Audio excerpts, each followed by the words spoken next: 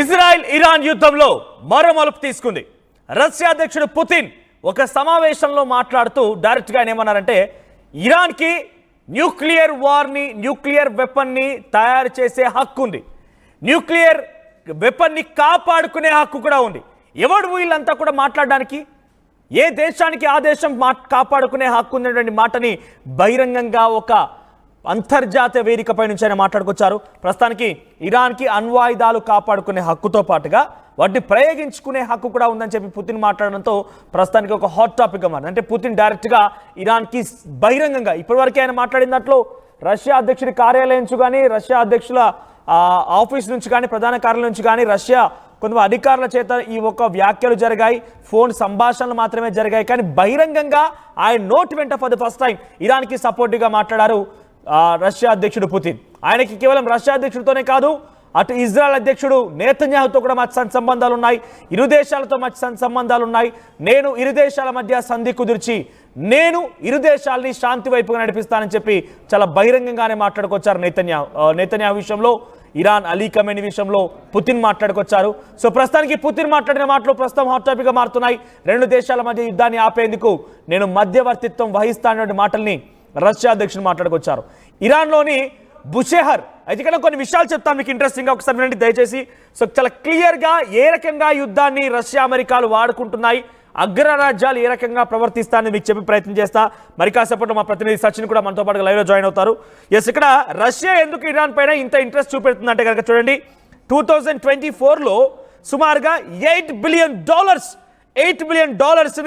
అక్కడ గ్యాస్ ఉత్పత్తుల పైన రష్యా ఖర్చు చేసింది. ఇక్కడ ఇరాన్లో ఫారెన్ డైరెక్ట్ ఇన్వెస్ట్మెంట్లో భాగంగా $8 బిలియన్ గ్యాస్ ప్రాజెక్ట్స్ విషయంలో ఇన్వెస్ట్మెంట్ పెట్టింది రష్యా. ఇది ఒకటే కాదు, రీసెంట్గా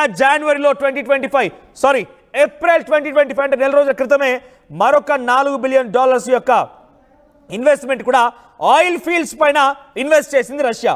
ఇకపోతే సుమారుగా న్యూక్లియర్ పవర్ దగ్గర కూడా బుషెహర్ న్యూక్లియర్ పవర్ ప్లాంట్ కూడా సుమారుగా యూనిట్ 2 and 3 కూడా 2024-2026లోగా కంప్లీట్ చేయాలని దానిపైన కూడా రష్యా సప్లైడ్ ఫ్యూయల్, దానికోసం కొన్ని అణుబాంబును తయారు చేయడం కోసం కూడా దానికి కావాల్సినటువంటి సామాగ్రిని కూడా ఏకంగా రష్యాను అందించింది ఇరాన్కి. ఇదొకటే కాదు, బ్యాంకింగ్ అండ్ ఫైనాన్స్ సెక్టార్లో కూడా Mir and Shetab to facilitate bilateral transactions, Russia banking and finance సెక్టర్లో కూడా సుమారుగా 5 బిలియన్ క్రెడిట్ లైన్ చేసింది. సో 5 బిలియన్ క్రెడిట్స్ అటు ఇరాన్కి అందించింది. అంటే అర్థం చేసుకోండి ఏ స్థాయిలో ఇరు దేశాల మధ్య సత్సంబంధాలు ఉన్నాయనేది.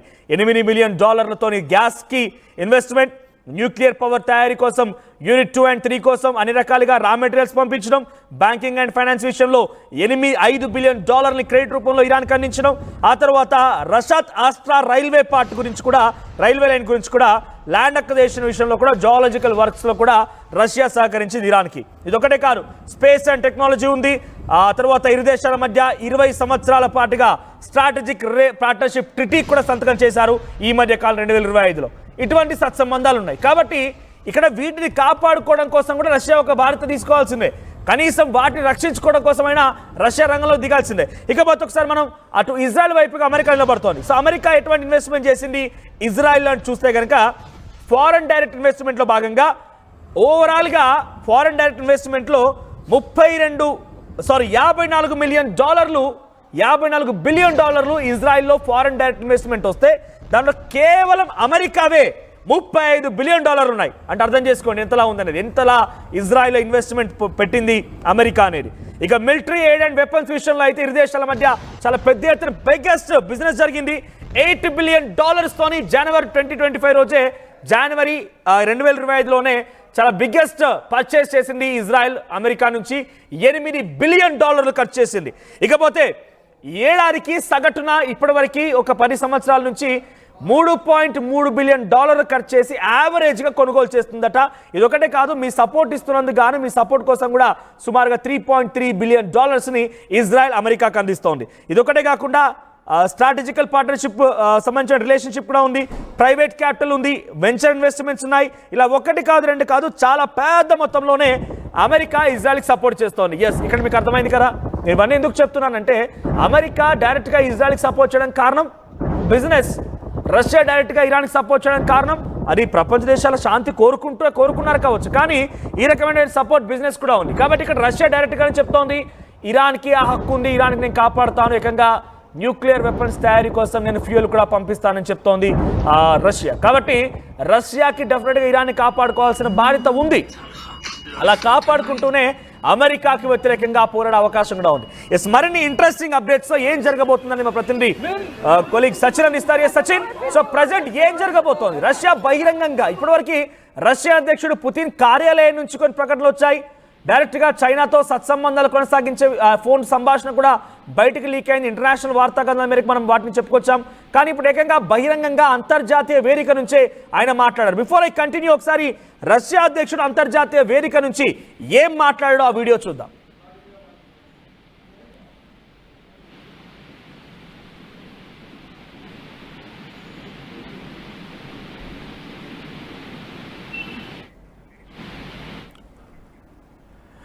రష్యా అధ్యక్షుడు డైరెక్ట్ గా ఇప్పటి వరకు ఎక్కడ కూడా బహిరంగంగా బయటికి వచ్చి మాట్లాడిన దాఖలాలు లేవు.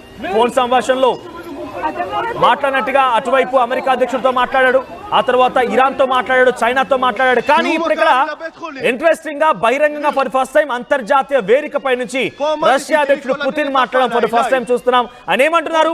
న్యూక్లియర్ ని కాపాడుకునే హక్కు ఉంది, న్యూక్లియర్ ని తయారు చేసే హక్కు కూడా ఉంది.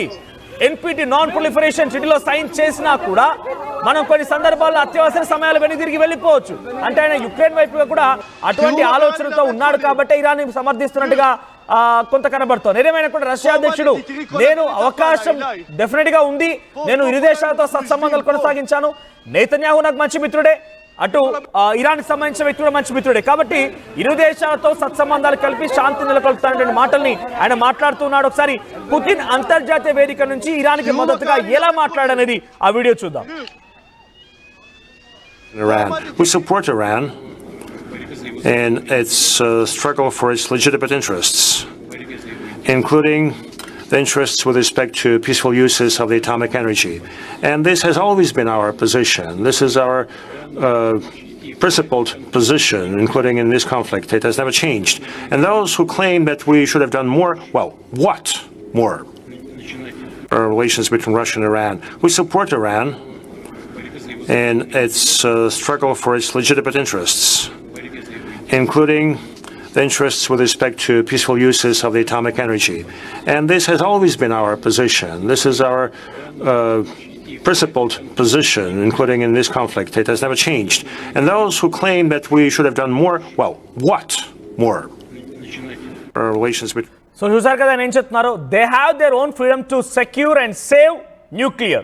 In fact, they have their ability to conduct nuclear developments అంటూ కూడా చెప్తున్నారు ఆయన. అంటే న్యూక్లియర్ డెవలప్మెంట్ కోసం ప్రయత్నం చేయవచ్చు, వారికి హక్కుగా ఉంది. అట్ ది సేమ్ టైం న్యూక్లియర్ని ప్రయోగించాలా లేదా కాపాడుకోవాలా అనే దానిపైన కూడా వాళ్ళకి హక్కు ఉంటుంది అనేటువంటి మాట మాట్లాడుకొచ్చారు. కానీ అది జరగకూడదు అనేటువంటి మాట కూడా ఆయన చివరిగా మాట్లాడుకొచ్చారు. ఇది డైరెక్ట్గా ఇరాన్ని ఉద్దేశించి సపోర్ట్గా ఆయన బహిరంగంగానే మాట్లాడుతున్నారంటే ఇది డొనాల్డ్ ట్రంప్ కూడా కొంత హెచ్చరికగానే ఉంది. ఎస్, మరిన్ని అప్డేట్స్ ఉన్న కొలీగ్ సచిన్ సిద్ధంగా ఉన్నారు. సచిన్, సో ఏంటి ఎలా చూడాలి? బహిరంగంగా ఫర్ ఫస్ట్ టైం ఈ వార్ నేపథ్యంలో రష్యా అధ్యక్షుడు పుతిన్ మాట్లాడుకొచ్చారు. దాంట్లో ఇరాన్కి ఆ న్యూక్లియర్ని కాపాడుకునే హక్కు ఉంది, దాన్ని ప్రయోగించే హక్కు కూడా ఉందనేటువంటి వ్యాఖ్యలను చేసుకొచ్చారు. ఇలా చూడాలి, ఈ వ్యాఖ్యలు డైరెక్ట్గా డొనాల్డ్ ట్రంప్కి హెచ్చరికగానే భావించాలా? అట్ ది సేమ్ టైం నెతన్యాహుతో ఎటువంటి ఫ్రెండ్షిప్ అయితే ఉందో అలీ ఖమేనీతో అదే ఫ్రెండ్షిప్ ఉంది. ఇద్దరి మధ్య నేను సత్సంబంధాలు కుదిర్చి వారిని శాంతి వైపుకు నడిపిస్తానటువంటి మాటను కూడా